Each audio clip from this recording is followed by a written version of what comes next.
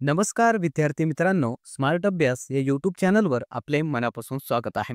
आणि मागील बऱ्याच दिवसांपासून आपले जे काही चालू घडामोडीचे डेली लेक्चर्स होत असतात, ते माझ्या काही वैयक्तिक कामांमध्ये मी खूप जास्त व्यस्त असल्यामुळे ते काही मला व्हिडिओ रेकॉर्ड करता आले नाही. मात्र आपण आजच्या या व्हिडिओच्या माध्यमातून यापुढचे सर्व जे काही व्हिडिओ अगोदर चालायचे त्याप्रमाणे कंटिन्यू सुरू ठेवणार आहोत. तर आजचा हा जो काही व्हिडिओ असेल यामध्ये 1 मे आणि 2 मे या 2 दिवसांच्या ज्या काही महत्त्वाच्या घडामोडी घडलेल्या आहेत त्याचा सविस्तर अभ्यास आपण करणार आहोत. तसेच आजच आपण 3 आणि 4 तारखेचा सुद्धा व्हिडिओ हा आपल्या चॅनलवर टाकणार आहोत. तर ते सुद्धा विद्यार्थ्यांनी हा लेक्चर बघितल्यानंतर पाहून घ्यायचं आहे. चला मग सुरुवात करूया महत्त्वपूर्ण अशा चालू घडामोडींना. तर पहिला आणि अत्यंत महत्त्वाचा असा प्रश्न असेल आपल्या परीक्षेच्या दृष्टीने, तर भारतातील नवीन 107व्या क्रमांकाचा राष्ट्रीय उद्यान कोणता बनला आहे? ऑप्शन्स या ठिकाणी देण्यात आले आहेत. याचं योग्य उत्तर असेल ऑप्शन नंबर ए, सिमलीपाल राष्ट्रीय उद्यान हा भारतातील आता नवीन 107व्या क्रमांकाचं राष्ट्रीय उद्यान असणार आहे. त्याविषयी काही पॉइंट्स लक्षात ठेवायचे आहेत. तर हे जे काही सिमलीपाल राष्ट्रीय उद्यान आहे ओडिशा राज्यातील, हे अगोदर व्याघ्र प्रकल्प होतं. याला आता भारतातील नवीन 107व्या क्रमांकाचं राष्ट्रीय उद्यान म्हणून घोषित केलेलं आहे. तर हा मुद्दा आपल्यासाठी महत्त्वाचा आहे. यावर येणाऱ्या परीक्षांमध्ये हमखास प्रश्न हा आपल्याला विचारला जाणार आहे. तर म्हणून काळजीपूर्वक ऐकायचं आहे. वाटलं तर नोट डाऊन सुद्धा तुम्ही करून ठेवू शकता. आणि यामुळे ओडिशा राज्यातील जे राष्ट्रीय उद्यान आहेत त्यांची संख्या आता 2 झाली आहे. हे आपल्याला लक्षात ठेवायचं आहे. त्यासोबतच इतर काही मुद्दे आपल्या परीक्षेसाठी महत्त्वाचे आहेत. जसं की सर्वाधिक राष्ट्रीय उद्यान मध्य प्रदेश या राज्यामध्ये आहेत, एकूण 11. अंदमान निकोबारमध्ये 9 राष्ट्रीय उद्यान आहेत. आसाममध्ये 7 आणि आपल्या महाराष्ट्र राज्यामध्ये एकूण 6 राष्ट्रीय उद्याने आहेत. त्यासोबतच भारतातील पहिला राष्ट्रीय उद्यान कोणता आहे हे खूप साऱ्या परीक्षांमध्ये विचारलं जातं. तर लक्षात ठेवायचं आहे, जिम कॉर्बेट राष्ट्रीय उद्यान जे की उत्तराखंडमध्ये आहे, ते भारतातलं पहिलं राष्ट्रीय उद्यान आहे. आणि त्याचं नुकतंच नाव हे बदलण्यात आलेलं आहे आणि नाव ठेवण्यात आलेलं आहे रामगंगा राष्ट्रीय उद्यान. कारण त्या राष्ट्रीय उद्यानामधून रामगंगा ही नदी जात असते, म्हणून त्या नदीच्या नावावर याचं नाव रामगंगा असं ठेवण्यात आलेलं आहे. सर्वात मोठा राष्ट्रीय उद्यान लडाख या ठिकाणी आहे, हेमिस राष्ट्रीय उद्यान. सर्वात लहान राष्ट्रीय उद्यान साऊथ बटन जे की अंदमान व निकोबार या ठिकाणी आहे. तर हे सुद्धा आपल्याला लक्षात ठेवायचं आहे. तसेच व्याघ्र प्रकल्पांविषयी सुद्धा आपल्याला लक्षात ठेवायचं आहे. तर भारतात एकूण व्याघ्र प्रकल्प आहेत सध्या 58 आणि नुकतंच 58व्या क्रमांकाचं नवीन व्याघ्र प्रकल्प बनलेला आहे, माधव व्याघ्र प्रकल्प जे की मध्य प्रदेश या राज्यामध्ये आहे. सर्वाधिक व्याघ्र प्रकल्प मध्य प्रदेश या राज्यामध्ये आहेत, एकूण 9. आणि महाराष्ट्रामध्ये किती व्याघ्र प्रकल्प आहेत ते सुद्धा आपल्याला लक्षात ठेवायचं आहे. एकूण 6 व्याघ्र प्रकल्प महाराष्ट्रामध्ये आहेत. त्यानंतर पुढचा प्रश्न असणार आहे, हा सुद्धा आपल्या परीक्षेच्या दृष्टीने अत्यंत महत्त्वाचा असा प्रश्न आहे. तर प्रश्न असेल, नुकतेच लता दीनानाथ मंगेशकर पुरस्कार 2025 ने कोणाला सन्मानित करण्यात आले आहे? ऑप्शन्स या ठिकाणी देण्यात आले आहेत. याचं योग्य उत्तर असेल option number D, Kumar Mangalam Birla यांना नुकतंच 2025 सालचा लता दीनानाथ मंगेशकर पुरस्कार देऊन सन्मानित करण्यात आलेला आहे. हा प्रश्न स्टार करून ठेवायचा आहे. येणाऱ्या खूप साऱ्या परीक्षांमध्ये हा प्रश्न आपल्याला दिसून येणार आहे. त्याविषयी पॉइंट्स लक्षात ठेवायचे आहेत. तर पुरस्काराचं नाव आहे लता दीनानाथ मंगेशकर पुरस्कार. आणि हा जो काही पुरस्कार आहे ते आदित्य बिर्ला ग्रुपचे अध्यक्ष जे आहेत कुमार मंगलम बिर्ला यांना देण्यात आलेला आहे. या पुरस्काराची स्थापना झाली होती 2022 साली आणि हा पुरस्कार पहिल्यांदाच आपल्या भारताचे पंतप्रधान नरेंद्र मोदी यांना 2022 साली देण्यात आलेला होता. हा सुद्धा मुद्दा आपण लक्षात ठेवायचा आहे. आणि मागील विजेते कोण होते 2024 सालचे? तर अमिताभ बच्चन होते, हे सुद्धा लक्षात ठेवा. त्यासोबतच इतर काही महत्त्वाचे पुरस्कार जे नुकतंच देण्यात आलेले आहेत त्यावर सुद्धा आपल्याला प्रश्न हे विचारले जातात, ते लक्षात ठेवायचे आहेत. महाराष्ट्र भूषण पुरस्कार नुकतंच राम सुतार जे की प्रसिद्ध असे मूर्ती शिल्पकार आहेत त्यांना देण्यात आलेला आहे. 59व्या क्रमांकाचं ज्ञानपीठ पुरस्कार 2024 विनोद कुमार शुक्ल यांना देण्यात आला आहे. संगीत कलानिधी पुरस्कार 2025 आर के श्रीराम कुमार यांना देण्यात आले आहे. आबेल पुरस्कार 2025चा मसाकी काशिवारा यांना देण्यात आला आहे. यालाच गणिताचा नोबेल म्हणून सुद्धा ओळखलं जातं. साहित्य अकादमी मराठी साहित्याचा पुरस्कार 2024 साठी डॉक्टर सुधीर रसाळ यांच्या विंदांचे गद्यरूप याला देण्यात आलेला आहे. तर हे काही महत्त्वाचे मुद्दे आपल्याला लक्षात ठेवायचे आहेत. त्यानंतर पुढचा प्रश्न बघण्या अगोदर व्हिडिओ जर आवडला तर कृपया करून व्हिडिओला लाईक करा. चॅनलवर नवीन असाल तर चॅनलला सबस्क्राईब करा. तसेच हा व्हिडिओ आपल्या विद्यार्थी मित्रांपर्यंत नक्की शेअर करा, कारण याचा फायदा आपल्या मित्रांना सुद्धा होईल. चला मग पुढचा प्रश्न आपण बघणार आहोत. तर भारताचा पहिला क्वांटम कम्प्युटिंग व्हिलेज कोणत्या राज्यात बनवला जाणार आहे? ऑप्शन्स या ठिकाणी देण्यात आले आहेत. याचे योग्य उत्तर असे ऑप्शन नंबर बी, आंध्र प्रदेश या राज्यामध्ये भारतातील पहिला क्वांटम कम्प्युटिंग व्हिलेज बनवला जाणार आहे. तर त्याविषयी पॉइंट्स लक्षात ठेवायचे आहेत. तर भारताचा पहिला क्वांटम कम्प्युटिंग गाव असणार आहे आंध्र प्रदेशची राजधानी अमरावती या ठिकाणी. याचा उद्देश काय आहे? तर भारत व आंध्र प्रदेशला टेक्नॉलॉजी हब बनवणे, तसेच क्वांटम रिसर्च आणि डेव्हलपमेंट करणे. त्यासोबतच याविषयी काही पॉइंट्स लक्षात ठेवायचे आहेत. तर नेमकं सुपर कॉम्प्युटर काय असतं हे आपल्याला माहिती असणं गरजेचं आहे. हे सामान्य कॉम्प्युटरपेक्षा खूप जास्त कार्यक्षमता असणारं संगणक असतं. याचा उपयोग संरक्षण क्षेत्रामध्ये, हवामान, अंतराळ इत्यादी क्षेत्रामध्ये केला जाऊ शकतो. हे आपल्याला लक्षात ठेवायचं आहे. तसेच भारताचा पहिला सुपर कॉम्प्युटर कोणता होता हे खूप साऱ्या परीक्षांमध्ये येणारा प्रश्न आहे. तर त्याचं नाव होतं परम 8000. भारतातील सुपर कॉम्प्युटरचे जनक म्हणून डॉक्टर विजय भटकर यांना ओळखले जाते. भारताचा राष्ट्रीय क्वांटम मिशन 19 एप्रिल 2023 ला सुरू करण्यात आलेला आहे. हे मुद्दे याविषयीचे आपल्याला लक्षात ठेवणं गरजेचं आहे. त्यानंतर पुढचा प्रश्न असेल, नुकतेच पहलगाम दहशतवादी हल्ल्यानंतर भारतीय वायुसेनेने कोणत्या सैन्य अभ्यासाचे आयोजन केले आहे?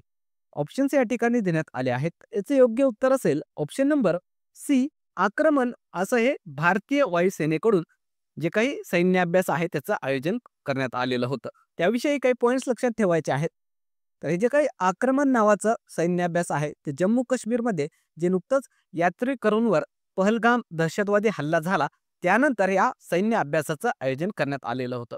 याद्वारे जमीन व पर्वतीय भागांवरील जे टार्गेट्स आहेत त्याला हल्ले करण्यात आले होते.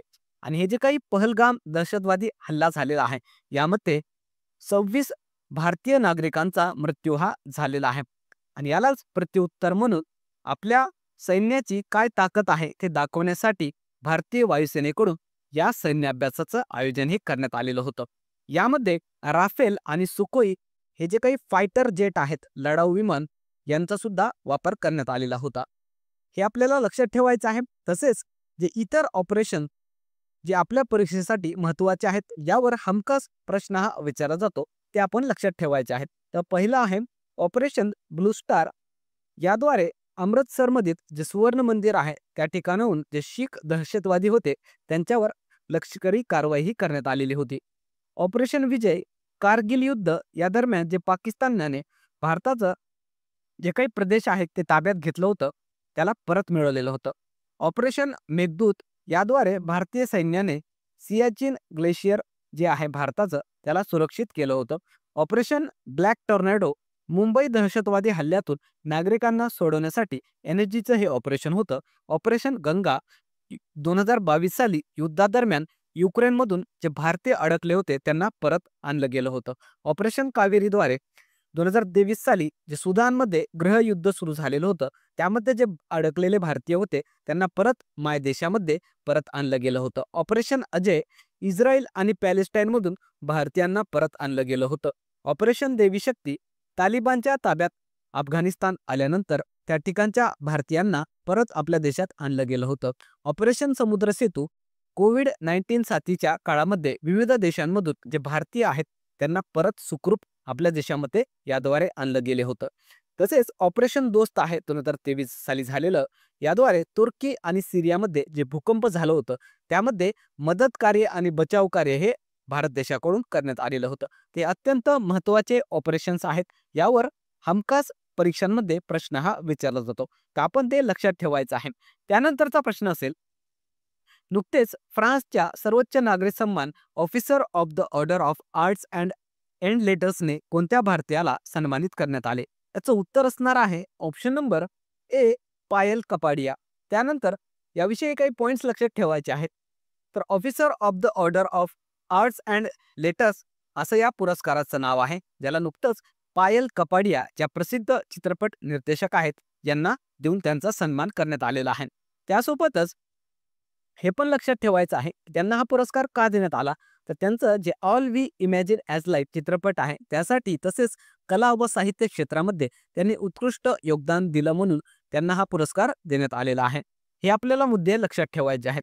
त्यासोबतच जे नुकतंच कान्स फिल्म फेस्टिवल पार पडलेलं आहे 2024चं 77व्या क्रमांकाचं, यामध्ये सुद्धा त्यांचं जे चित्रपट आहे all we imagine as life त्याला ग्रँड प्रिक्स अवॉर्ड देण्यात आलेला आहे. तर ही सुद्धा आपण लक्षात ठेवायचं आहे.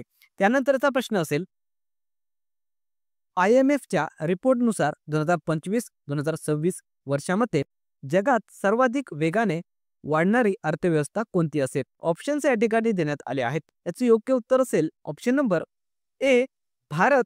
या IMFच्या रिपोर्टनुसार 2025-2026 या सालामध्ये जगामध्ये सर्वाधिक वेगाने वाढणारी अर्थव्यवस्था असण्याचा अंदाज हे वर्तवण्यात आलेला आहे.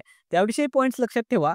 तर ही जी काही रिपोर्ट आहे ते वर्ल्ड इकॉनॉमिक आउटलुक रिपोर्ट याद्वारे प्रकाशित करण्यात आलेला आहे. यानुसार 2025-26 वर्षामध्ये भारताची अर्थव्यवस्था जगामध्ये सर्वाधिक वेगाने वाढण्याचा अंदाज हे वर्तवण्यात आलेला आहे. हे जे काही रिपोर्ट आहे त्याचं प्रकाशन IMF कडून करण्यात आलेला आहे. यामध्ये सांगण्यात आलेलं आहे की 2025 मध्ये भारताची जी काही अर्थव्यवस्था आहे ते 6.2% वाढेल आणि 2026 साली 6.3% वाढेल. तसेच जे इतर अर्थव्यवस्था असणार आहे त्या 2025 मध्ये 2.8% आणि 2026 साली 3% वाढतील असा अंदाज हा सांगण्यात आलेला आहे. तसेच हे जे काही IMF आहे त्याविषयी लक्षात ठेवा. याचं लॉंग फॉर्म असतं इंटरनॅशनल मॉनिटरी फंड. याची स्थापना 1 जुलै 1944 साली झाली होती. याचं मुख्यालय वॉशिंग्टन DC अमेरिका या ठिकाणी आहे. तसेच आपल्याला हे सुद्धा लक्षात ठेवायचं आहे, या IMF कडून 2 रिपोर्ट दरवर्षी प्रकाशित केले जातात. वर्ल्ड इकॉनॉमिक रिपोर्ट आणि ग्लोबल फायनान्शियल स्टॅबिलिटी रिपोर्ट. त्यानंतर पुढचा प्रश्न असेल, नुकतेच कस्तुरीरंगन यांचे निधन झाले. ते भारतातील कोणत्या महत्वाच्या संस्थेचे अध्यक्ष होते? ऑप्शन्स या ठिकाणी देण्यात आले आहेत. याचं योग्य उत्तर असेल ऑप्शन नंबर सी, इस्रोचे ते माजी अध्यक्ष राहिलेले आहेत कस्तुरीरंगन यांचं नुकतंच निधन झालेलं आहे. तर अतिशय महत्वाचे व्यक्तिमत्व, यावर येणाऱ्या परीक्षांमध्ये प्रश्न हा विचारला जाऊ शकतो. त्याविषयी पॉइंट्स लक्षात ठेवा. कस्तुरीरंगन अर्थात कृष्णस्वामी कस्तुरीरंगन हे भारतीय अंतराळ संस्था इस्रोचे माजी अध्यक्ष होते. त्यांनी भारताचं जे PSLV आणि SSLV जे रॉकेट आहे ते बनवण्यामध्ये महत्त्वपूर्ण भूमिकाही निभावलेली होती. हे आपण लक्षात ठेवायचं आहे.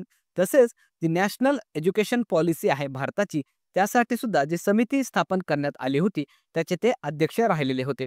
हे मुद्दे आपल्याला यांच्याविषयी लक्षात ठेवायचे आहेत. तसेच त्यांना कोणकोणते पुरस्कार देऊन सन्मानित करण्यात आलेला आहे हे सुद्धा लक्षात ठेवा. पद्मश्री पुरस्कार असेल, पद्मभूषण आणि पद्मविभूषण हे सर्वोच्च पुरस्कार देऊन त्यांचा सन्मान करण्यात आलेला आहे. त्यासोबतच इतर जे निधनवार्ता आहेत त्या सुद्धा लक्षात ठेवा. मिलिंद रेगे यांना एन्सायक्लोपीडिया ऑफ मुंबई क्रिकेट म्हणून ओळखलं जातं, यांचं निधन झालेलं आहे. सुक्री बोम्मागौडा ज्या कर्नाटकच्या प्रसिद्ध लोकगायिका होत्या, यांचं सुद्धा निधन झालेलं आहे. मायाधर राऊत ओडिशी नृत्याचे जनक म्हणून ज्यांना ओळखलं जातं, यांचंही नुकतंच निधन झालेलं आहे. हे आपण लक्षात ठेवायचं आहे.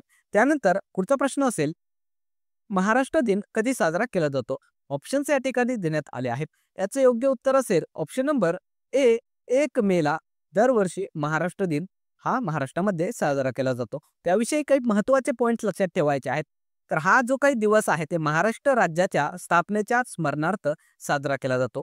1 मे 1960 रोजी झालेल्या मुंबई राज्याच्या विभाजनानंतर महाराष्ट्र आणि गुजरात हे 2 राज्य वेगळे करण्यात आलेले होते आणि यामध्येच संयुक्त महाराष्ट्राचा जे काही लढा होता, मुंबईसह महाराष्ट्र या मागणीसाठी तब्बल 107 नागरिकांनी आपल्या प्राणाची बलिदान हे या ठिकाणी दिलेलं होतं. हे सुद्धा आपण लक्षात ठेवायचं आहे. त्यासोबतच महाराष्ट्राचे पहिले मुख्यमंत्री कोण होते हे आपल्याला विचारलं जातं. यशवंतराव चव्हाण हे महाराष्ट्राचे पहिले मुख्यमंत्री होते. महाराष्ट्राचे पहिले विधानसभा अध्यक्ष होते सयाजीराव सीलम. आणि 1 मेला जागतिक कामगार दिन म्हणून सुद्धा साजरा केला जातो. हे सुद्धा पॉइंट आपल्याला लक्षात ठेवायचं आहे. त्यानंतर कालच्या ज्या काही महत्त्वाच्या घडामोडी होत्या त्याचं या ठिकाणी आपण रिव्हिजन करणार आहोत. तर पहिला प्रश्न आपण बघितला होता, आशिया खंडातील सर्वात मोठे पायलट प्रशिक्षण केंद्र कुठे उभारले जाणार आहे? याचं उत्तर होतं ऑप्शन नंबर ए अमरावती. त्यानंतरचा प्रश्न आपण घेतला होता, नुकतेच कोणत्या ठिकाणच्या शहनाई आणि तबला वाद्यांना GI टॅग देण्यात आला? याचं उत्तर होतं ऑप्शन नंबर ए वाराणसी. त्यानंतरचा प्रश्न आपण घेतला होता, भारतातील सर्वात लांब रेल्वे बोगदा कोणत्या राज्यात बनवला जात आहे? याचं उत्तर होतं ऑप्शन नंबर बी उत्तराखंड. त्यानंतरचा प्रश्न आपण घेतला होता, नुकतेच युनेस्कोच्या मेमरी ऑफ द रजिस्टर यादीत कोणत्या भारतीय प्राचीन ग्रंथांना समाविष्ट करण्यात आले?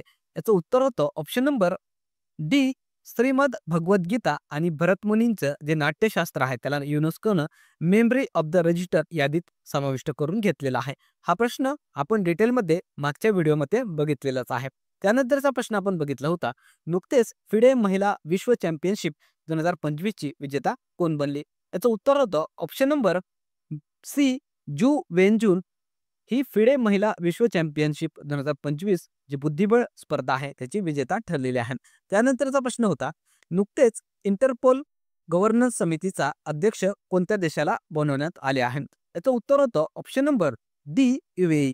त्यानंतरचा प्रश्न होता, विश्व पृथ्वी दिवस कधी साजरा करण्यात आला? याचं उत्तर होतं ऑप्शन नंबर ए 22 एप्रिलला वर्ल्ड अर्थ डे अर्थात विश्व पृथ्वी दिवस म्हणून साजरा करण्यात आलेला आहे. या सर्व घडामोडींचा मागच्या व्हिडिओमध्ये आपण डिटेलमध्ये अभ्यास केलेलाच आहे. त्यानंतर आपण होमवर्क क्वेश्चन सुद्धा दिलेला होता. तो होमवर्क क्वेश्चन असा होता, छत्रपती शिवाजी महाराजांचे महाराष्ट्रातील पहिले मंदिर कोठे उभारण्यात आले? ऑप्शन्स आपण या ठिकाणी दिले होते. याचं उत्तर हे बऱ्याचशा विद्यार्थ्यांनी कमेंट बॉक्समध्ये दिलेलं आहे. त्यांचं मनापासून अभिनंदन.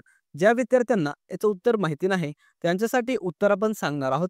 याचं उत्तर असणार आहे ऑप्शन नंबर बी भिवंडी या ठिकाणी छत्रपती शिवाजी महाराजांचं महाराष्ट्रातलं मंदिर हे उभारलं जाणार आहे किंवा उभारण्यात आलेलं आहे. त्यानंतर आजचा होमवर्क क्वेश्चन असेल की नुकतेच फिट इंडिया आयकॉन म्हणून कोणत्या अभिनेत्याची निवड करण्यात आली? ऑप्शन्स या ठिकाणी आपण दिले आहे. अतिशय सोपा प्रश्न आहे, अतिशय महत्त्वाचा प्रश्न आहे आपल्या परीक्षेच्या दृष्टीने. बघूया किती विद्यार्थ्यांना या प्रश्नाचं उत्तर हे माहिती आहे. सर्वांनी कमेंट बॉक्समध्ये या प्रश्नाचं उत्तर हे देण्याचा प्रयत्न करायचा आहे.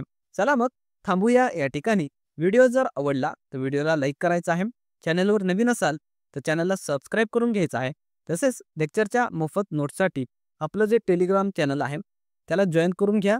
तसेच व्हॉट्सअप चॅनल आहे स्मार्ट अभ्यास या नावाने, त्याला सुद्धा जॉईन करून घ्यायचं आहे. चला मग थांबूया या ठिकाणी. पुन्हा भेटूया एका नवीन व्हिडिओसह.